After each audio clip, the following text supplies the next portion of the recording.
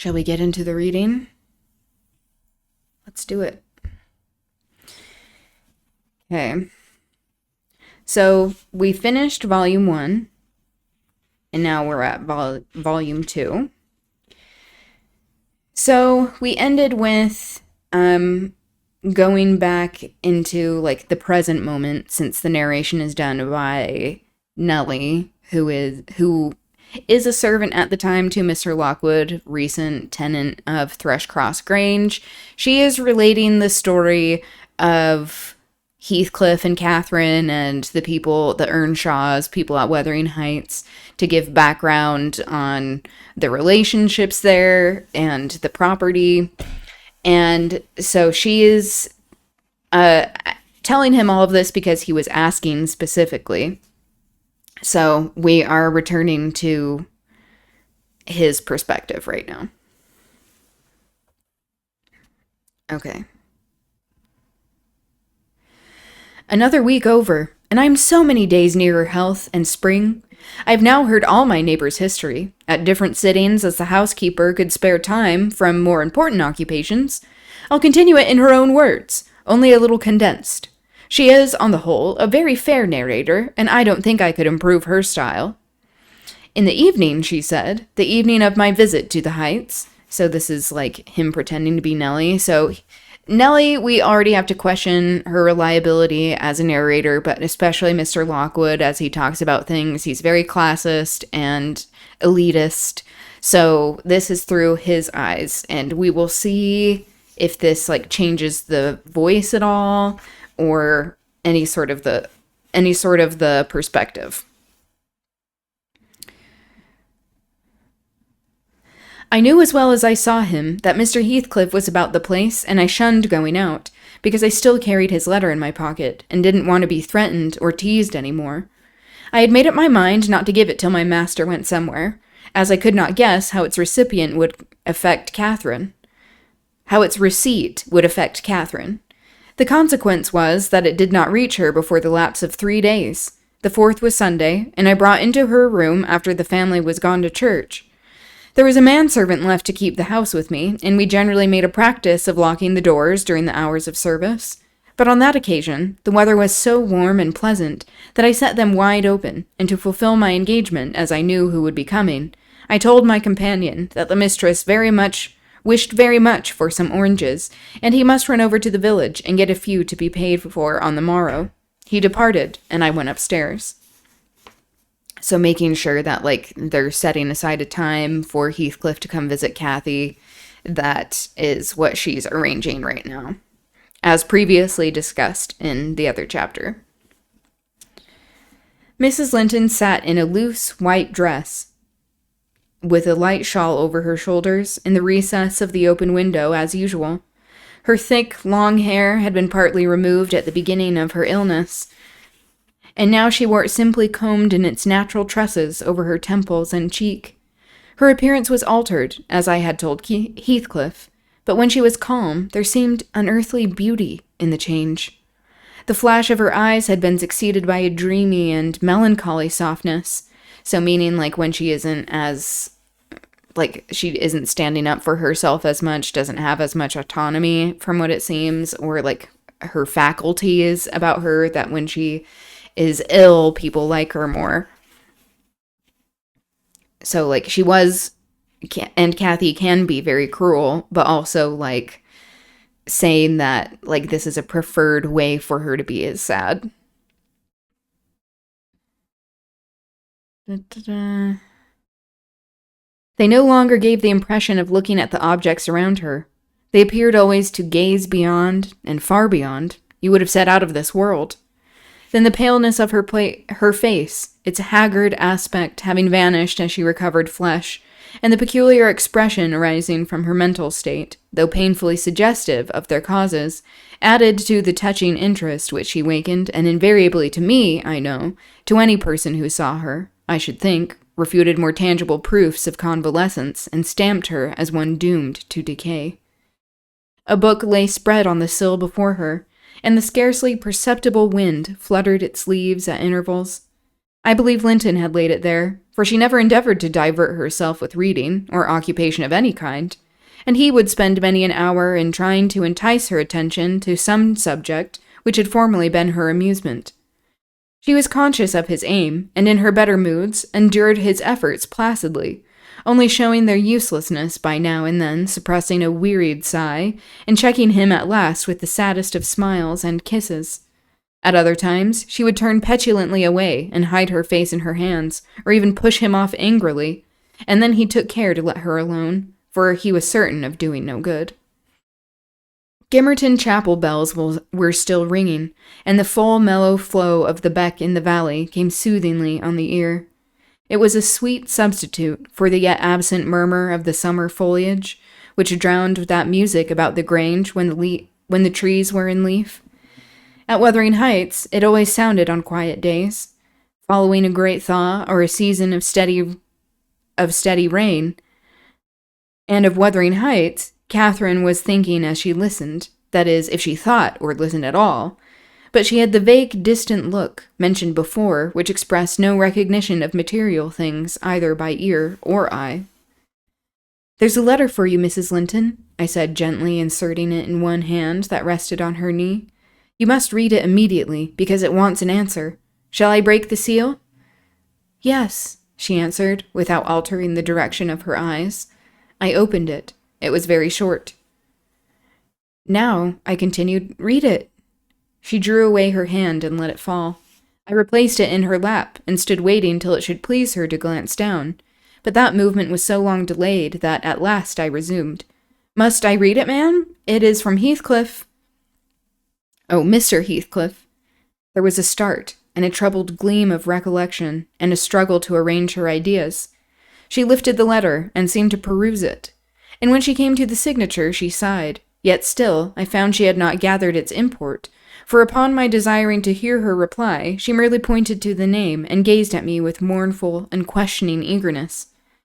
"Well, he wishes to see you," I said, guessing her need of an interpreter. "He's in the garden by this time, and impatient to know what answer I shall bring." As I spoke, I observed a large dog lying on the sunny grass beneath, it raising its ears as if about to bark, and then smoothing them back, announced by a wag of the tail that someone approached whom it did not consider a stranger.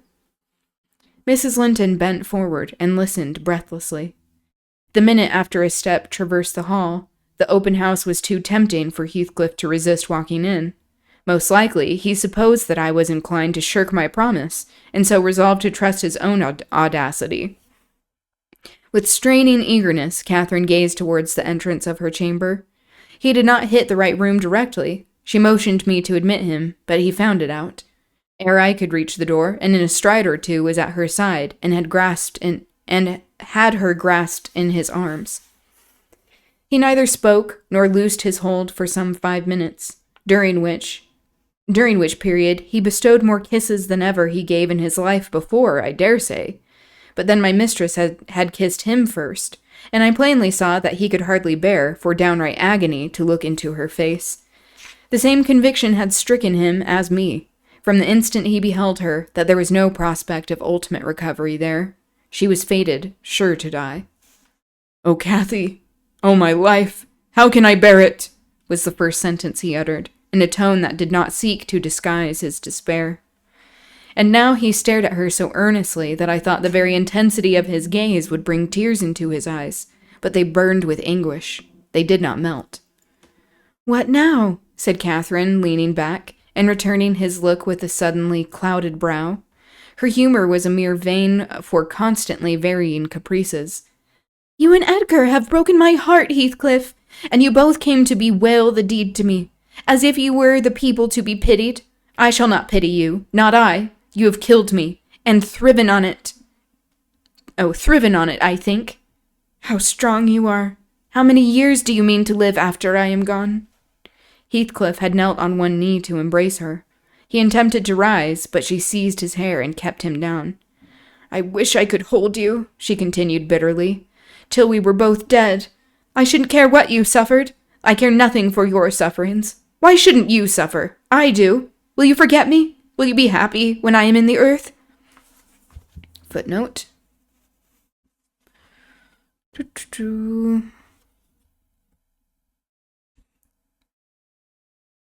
Um, oh, this is interesting on volume 2. Wuthering Heights was in fact published in 2 volumes. The 3rd volume of this edition consisted of Anne Bronte's Agnes Grey. So, Agnes Grey didn't even get its own book originally. That's sad. Okay, so this is a poem, When I Am in the Earth, that it seems to be referencing by Emily Bronte, called Remembrance. Cold in the earth, and the deep snow piled above thee, far, far removed, cold in the dreary grave. Have I forgot, my only love, to love thee, severed at last by time's all-severing wave? Okay.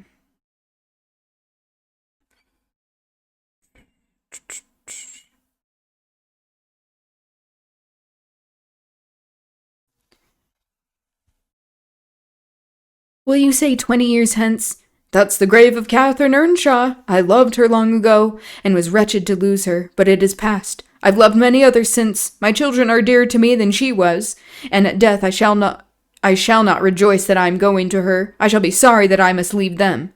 Will you say so, Heathcliff? "Don't torture me till I'm as mad as yourself," cried he, wrenching his head free and grinding his teeth. The two, to a cool spectator, made a strange and fearful picture.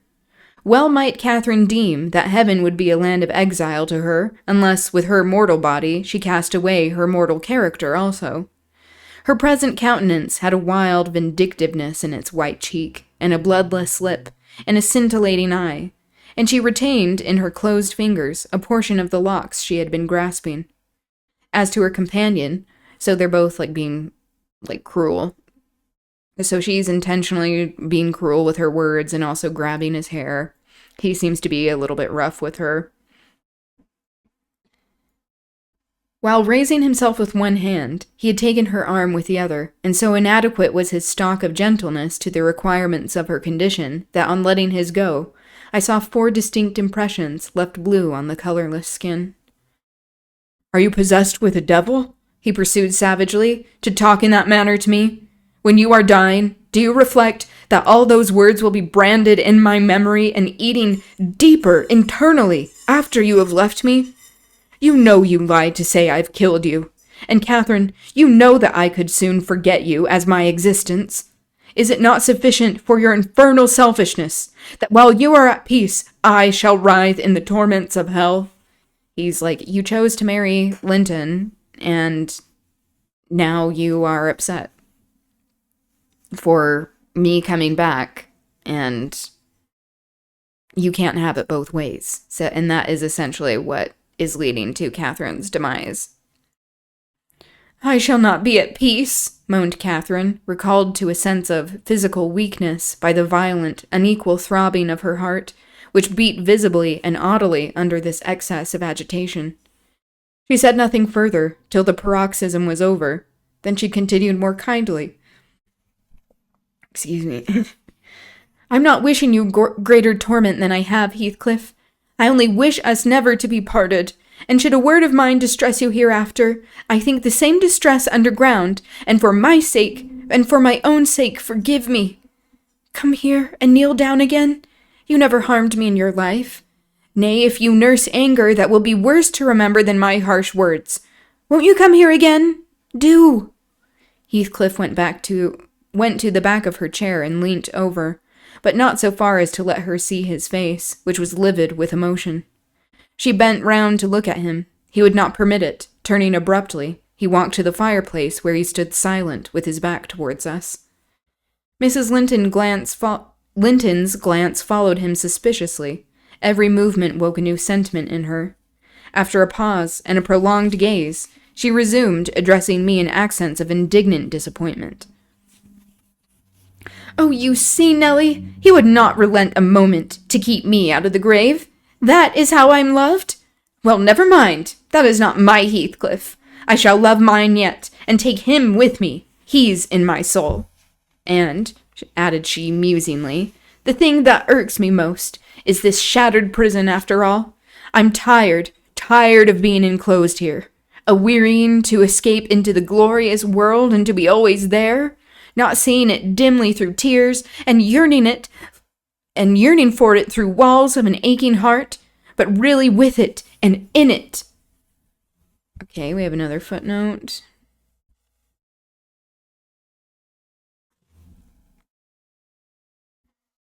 To be always there. A longing to escape this world provides a recurring theme in Emily's poetry, as for example in the poem Anticipation. And this is the poem. Glad comforter, will not I not be brave, unawed the darkness of the grave? Nay, smile to hear death's billows rave, sustained my guide by thee. The more unjust seems present fate, the more my spirit swells elate, strong in thy strength to anticipate rewarding destiny. I mean, like feeling like you're destined to die, essentially. Which is heavy. And also another reason why I think, like, people are like, Emily Bronte is agoraphobic, she didn't like society, and I think that's true, but I also think that she was queer, because she never wanted to get married, and also, I think there isn't a whole lot of evidence. I just think the whole, like, not wanting to be out in society because she really does not want to meet men, that is possibly a factor.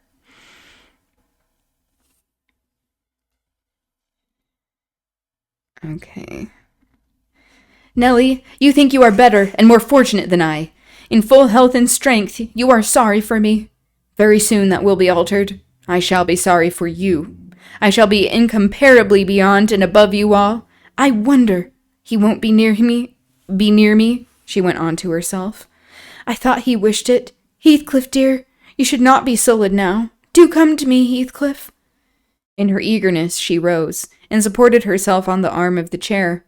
At that earnest appeal, he turned to her, looking absolutely desperate. His eyes, wide and wet, at last flashed fiercely on her. His breast heaved convulsively. An instant they held asunder, and then how they met I hardly saw, but Catherine made a spring, and he caught her, and they were locked in an embrace from which I thought my mistress would never be released alive. In fact, to my eyes, she seemed directly insensible. He flung himself into the nearest seat, and on my approaching hurriedly to ascertain if she had fainted, he gnashed at me and foamed like a mad dog, and gathered her to him with greedy jealousy. I did not feel as if I were in the company of a creature of my own species. It appeared that he would not understand, though I spoke to him, so I stood off and held my tongue in great perplexity. Just constantly comparing him to an animal. I mean, he has emotions. A movement of Catherine's relieved me a little presently. She put up her hand to clasp his neck and bring her cheek to his as he held her, while he, in return, covering her with frantic caresses, said wildly, "What? You teach me now how cruel you've been. Cruel and false. Why did you despise me? Why did you betray your own heart, Cathy? I have not one word of comfort. You deserve this. You have killed yourself.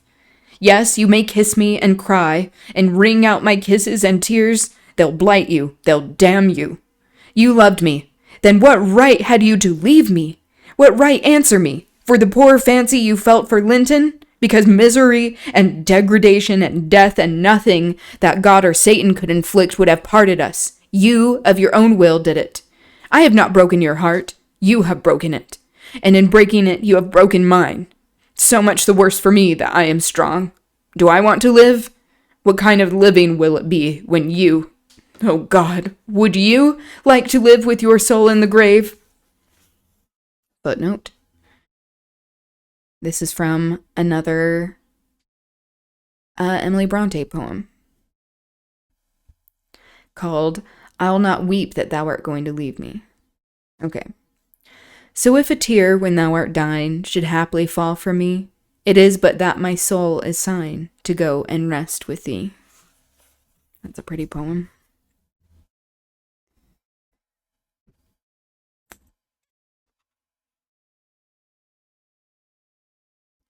Let me alone! Let me alone! Sobbed Catherine. If I've done wrong, I'm dying for it. It is enough. You left me too, but I won't upbraid you. I forgive you. Forgive me. It is hard to forgive, and to look at those eyes and feel those wasted hands, he answered. Kiss me again, and don't let me see your eyes. I forgive what you have done to me. I love my murderer. But yours? How can I? They were silent, their faces hid against each other and washed by each other's tears. At least, I suppose the weeping was on both sides, as it seemed Heathcliff could weep on a great occasion like this. Just because you haven't seen him cry doesn't mean that he doesn't cry at all, bitch. I grew very uncomfortable meanwhile. Yeah, I would say, you're just watching. For the afternoon wore fast away. The man whom I had sent off returned from his errand, and I could distinguish by the shine of the westering sun up the valley a concourse thickening outside Gimmerton Chapel porch. Service is over, I announced. My master will be here in a half an hour. Heathcliff groaned a curse and strained Catherine closer. She never moved. Ere long, I perceived a group of the servants passing up the road towards the kitchen wing. Mr. Linton was not far behind. He opened the gate himself and sauntered slowly up, probably enjoying the lovely afternoon that breathed as soft as summer. Now he is here, I exclaimed. For heaven's sake, hurry down. You'll not meet anyone on the front stairs. Do be quick, and stay among the trees till he is fairly in. I must go, Cathy, said Heathcliff, seeking to extricate himself from his companion's arms. But if I live, I'll see you again before you are asleep. I won't stray 5 yards from your window. You must not go, she answered, holding him as firmly as her strength allowed. You shall not, I tell you.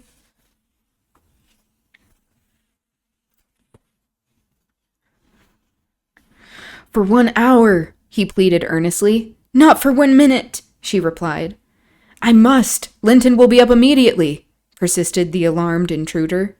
He would have risen and unfixed her fingers by the act. She clung fast, gasping. There was mad resolution in her face. No, she shrieked. Oh, don't go. It is the last time. Edgar will not hurt us. Heathcliff, I shall die. I shall die. Damn the fool. There he is, cried Heathcliff, sinking back into his seat. Hush, my darling. Hush, hush, Catherine. I'll stay.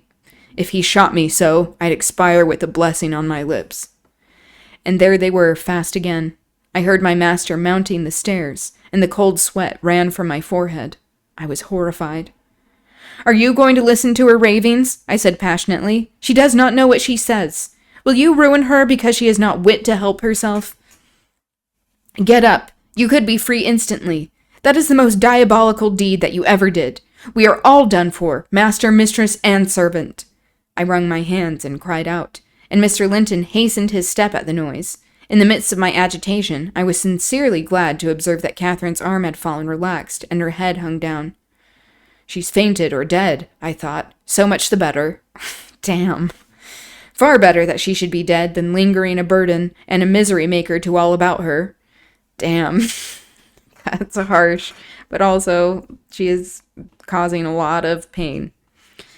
Edgar sprang to his unbidden guest, blanched with astonishment and rage. What he meant to do, I cannot tell, however. The other stopped all demonstrations at once, by placing the lifeless-looking form in his arms. Look there, he said, unless you be a fiend, help her first, then you shall speak to me.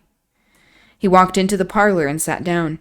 Mr. Linton summoned me, and with great difficulty, after resorting to many means, we managed to restore her to sensation. But she was all bewildered. She sighed and moaned, and knew nobody. Edgar, in his anxiety for her, forgot her hated friend. I did not. I went in at the earliest opportunity and besought him to depart, affirming that Catherine was better, and he should hear from me in the morning how she passed the night. I shall not refuse to go out of doors, he answered, but I shall stay in the garden. And Nellie, mind you keep your word tomorrow. I shall be under those larch trees, mind, or I pay another visit, whether Linton be in or not. He sent a rapid glance through the half-open door of the chamber, and ascertaining that what I stated was apparently true, delivered the house of his luckless presence.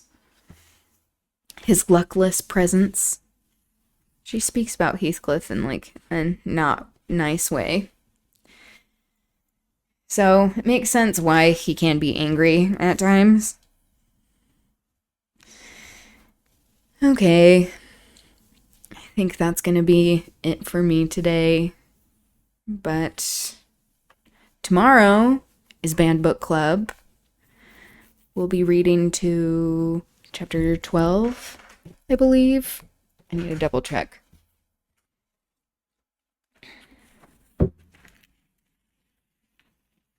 Yes, to chapter 12. So we're reading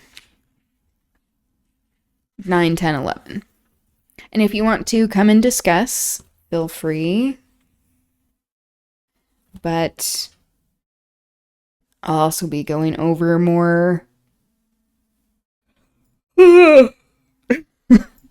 Excuse me, resistance tactics for this war that's happening, for the bullshit happening. So, anyway, that's it for me. Thank you for being here.